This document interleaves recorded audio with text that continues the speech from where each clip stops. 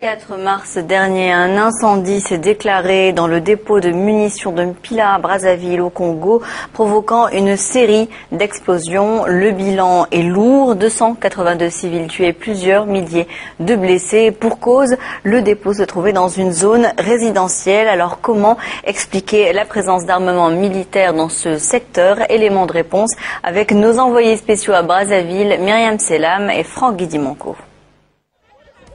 La tragédie du 4 mars marquera la mémoire des Congolais. Elle constitue l'accident le plus meurtrier de ce type depuis 10 ans dans le monde. Passé le temps du choc, l'heure est aux interrogations. Cet événement sans précédent soulève de nombreuses questions. Au lendemain du drame, comment le gouvernement sécurise-t-il les alentours du camp? Pourquoi un tel site militaire se trouvait en plein cœur de la capitale? En existe-t-il d'autres? Et surtout, quelles sont les mesures prises par le gouvernement afin d'éviter un nouveau drame et de sécuriser la zone? Dernier repérage avant d'aller sur le terrain. Aziz est le responsable des équipes d'handicap international, l'une des associations en charge de la dépollution de la ville de Brazzaville. On va sur ce secteur qui est appelé 11 Charlie. 11 Charlie, vous avez vu, c'est tout un quartier. Alors, nous avons projeté 3 équipes HI là-dedans, 3 équipes. Ils vont faire du porte-à-porte pour pouvoir déceler tous les engins explosifs qu'on a trouvés sur place. Après l'explosion du camp militaire de Mpila qui contenait de nombreuses munitions, l'urgence est de retrouver ces éléments explosifs qui ont été soufflés par la déflagration et disséminés dans les quartiers alentours. C'est le plus souvent la population qui découvre ces engins. Il est donc impératif de sensibiliser les habitants sur les dangers que cela représente. Soudain, Aziz reçoit un appel radio d'un de ses collègues. Sur ma position, j'ai une munition à traiter là. Une munition à traiter correcte. Ok, correct. Ok, vous êtes à quel niveau? Je suis à 2 rues du Médic là. Ok, je suis à toi, j'arrive dans un instant. Il doit se rendre sur le lieu afin d'identifier l'engin. La munition, la voilà. Il s'agit d'un propulseur de roquette C5 qui se trouve en plein milieu d'une rue. Vous voyez, bon, ça c'est l'utilité du porte-à-porte que les équipes de HI font. C'est de récupérer le danger potentiel. Parce que là, ce sont des passants. Et on ne sait jamais, quoi, ça peut sauter d'un moment à l'autre, quoi. Donc on peut le trouver en pleine rue, c'est comme dans les familles aussi, quoi. Pour cette fois, l'engin n'a plus de poudre et présente donc peu de danger. Il doit être ramené au dépôt de munitions.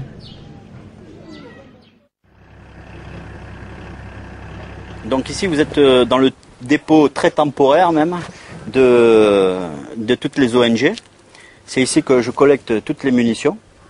Ensuite, par semaine, on les sort parce qu'on ne garde pas, sinon ça en ferait trop. Il y aurait trop de masse explosive. Et donc, on sort tout ça et on fait une fois par semaine une destruction. Obus, grenades, cartouches, tout est entreposé ici. Il y a les engins qui ont déjà explosé et ceux qui présentent encore de la matière active, comme celle-ci. Elle n'a pas fonctionné, elle n'avait pas de fusée. Donc vous voyez, ça c'est un UXO. Actuellement, on est entre 15 et 17 tonnes. On tape à plus de 50 000, peut-être presque 100 000 munitions, en incluant la petite cartoucherie, puisqu'il y en a énormément. Ces engins explosifs ne représentent qu'une petite partie de ce que contenait le site militaire de Mpila. Nous sommes à l'épicentre de la tragédie. La zone entièrement fermée au public pour des raisons de sécurité ressemble à une scène d'apocalypse. Voilà, là, juste après les Cramus, il y a le bataillon des chars. Oui, il y a des engins qui sont pulvérisés. Je ne sais pas s'ils tourneront encore un jour.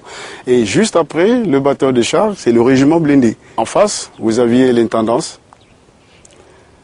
L'intendance, la direction centrale de l'intendance. Après le régiment blindé, la direction du matériel. Moins 4 ou 5 camps qui ont été pulvérisés.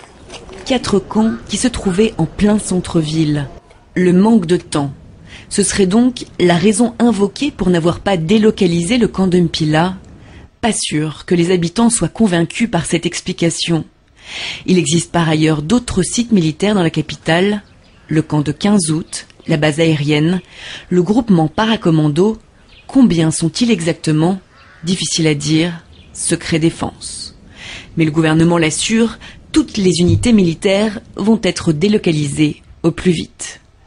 Vous imaginez, ce serait quand même insulter l'intelligence que de penser que le Congo ne va pas tirer les leçons de ce qui s'est passé le 4 mars 2012.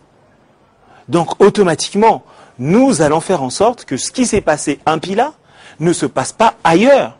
Donc cela suppose que la défense nationale réorganise sa façon d'entreposer certainement les armements, sa façon aussi de les garder certainement.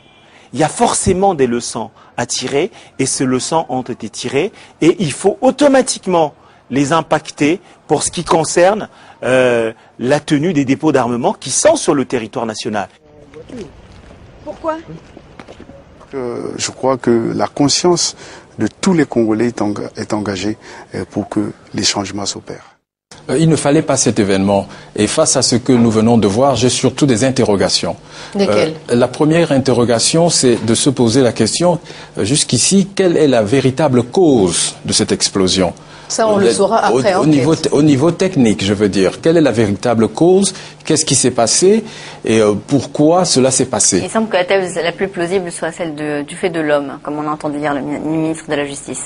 Bien, il faudrait que l'on sache, parce que c'est à partir de ce diagnostic qu'on pourra éviter des prochaines catastrophes. Deuxième interrogation, on nous dit, si j'ai bien compris, que le camp était éloigné de la ville et que la ville s'est rapprochée du camp.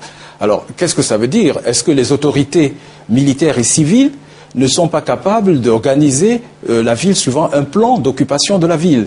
Est-ce que c'est une expansion anarchique? Lucien, justement, oui. Quand on regarde Brazzaville, vous avez le sentiment que c'est une ville qui s'est construite à travers des plans d'urbanisation, par exemple? Il y a des plans d'urbanisation, mais vous savez toujours, comme c'est le cas dans souvent les pays africains, les plans d'urbanisation ne sont pas respectés.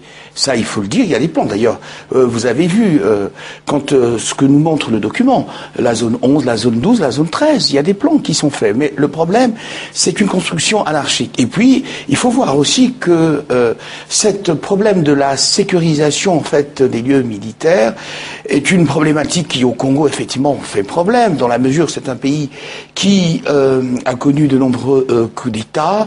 Il y a maintenant les choses sont devenues beaucoup plus calmes. Mais ça pose problème, vous dites, Lucien. Mais s'il a fallu 3 ans pour préparer la délocalisation de ce camp militaire, enfin de ce dépôt de munitions, il faudra également 3 ans pour y parvenir? Alors peut-être pas, il faudra d'abord désigner effectivement, puisque c'est l'homme, apparemment, dans ce que dit le ministre de la Justice, c'est l'homme qui sera responsable. Il faut donc trouver les responsables. Trouver les responsables et voir quels ont été les manquements et essayer de comprendre pourquoi ces manquements. Et ensuite, prendre les dispositions qui s'avèrent nécessaires. Alors l'explosion a disséminé du matériel militaire dans les quartiers avoisinants. Est-ce que ces quartiers pourront être un jour réhabités? Et c'est ça qui est difficile, Khadija. C'est ça qui est difficile, que l'on craint, parce que on nous donne le nombre de 298 morts. Bien entendu, 82 morts. Bon, alors on ne sait pas, est-ce que tous les gravats ont été fouillés de fond en comble? Il y a peut-être d'autres victimes, on n'en sait rien. Et puis il faut espérer qu'il n'y ait pas de pluie, saison de pluie, parce que cela pourrait entraîner des maladies liées effectivement à quoi? Non pas simplement à la dépollution, mais liées aussi au fait qu'il y a peut-être des morts qui sont encore sous les gravats. Et puis, autre chose, le véritable problème dans cette affaire-là, c'est que une fois qu'on aura trouvé les responsables, je pense qu'il faudra prendre les décisions immédiatement. Quelle décision? Quel type de décision? On va demander à François s'il est d'accord avec vous. Moi, je continue à m'interroger. D'ailleurs, concernant la question de la dispersion des matériels et des explosifs, je me pose la question, est-ce que la zone est encore habitable pour l'instant? On n'a pas posé la question, puisqu'on ne sait pas exactement jusqu'où sont dispersés tous ces matériels explosifs. Est-ce que peut-être ne fallait-il pas prendre par mesure de précaution, évacuer cette zone et voir comment reloger les autres. Mais comment évacuer cette zone alors que les plus grands sinistrés, en tout cas, ont du mal à être logés? On l'a vu hier, sont dans des tentes. Alors, s'il faut également enlever toutes les personnes qui se trouvent dans la zone et les reloger, il n'y a pour l'instant pas de solution. Que propose le gouvernement? Le Congo est un pays riche. Le Congo, c'est un pays qui a d'énormes ressources. Vous allez voir, le Congo a d'énormes réserves. Le Congo a d'énormes réserves à la banque au sein de la BEAC. Oui, mais le pour Congo reloger, a des il faut excédents. avoir déjà construit, François. Bien, mais peut-être que c'est le moment justement de réfléchir. Vous avez vu le lieu physique où vivent ces gens. Ce n'est pas digne d'un pays qui est de ce rang-là. Donc je veux dire qu'au moins les autorités doivent pouvoir prendre les mesures pour protéger et loger. Le droit au logement est un droit. Et ensuite, l'autre question que je me pose, on a vu essentiellement des ONG Handicap International, on a vu un autre au sein. L'armée, ce n'est pas seulement porter l'arme. L'armée, c'est de la science. L'armée, c'est de la technologie. L'armée, c'est de la formation. Que l'armée ne soit pas suffisamment présente sur le terrain. Je veux vous dire que l'armée devrait, avant d'avoir ce type d'arsenal, vous devez avoir des hommes et des équipements qui vous permettent de faire face à ce genre de catastrophe. Lucien ? Alors, ce que dit François, on peut l'entendre. On continue sous forme d'interrogation. Ça montre bien, François, qu'on peut avoir des excédents monétaires, mais si on n'a pas l'intelligence constructive pour bâtir, pour réfléchir, pour faire la prospective, vous pouvez avoir les masses d'argent. Vous voyez bien, on est là dans un cas où ça sert à rien. Pourquoi je dis ça? Parce que j'ai toujours pensé que la monnaie n'est qu'un voile.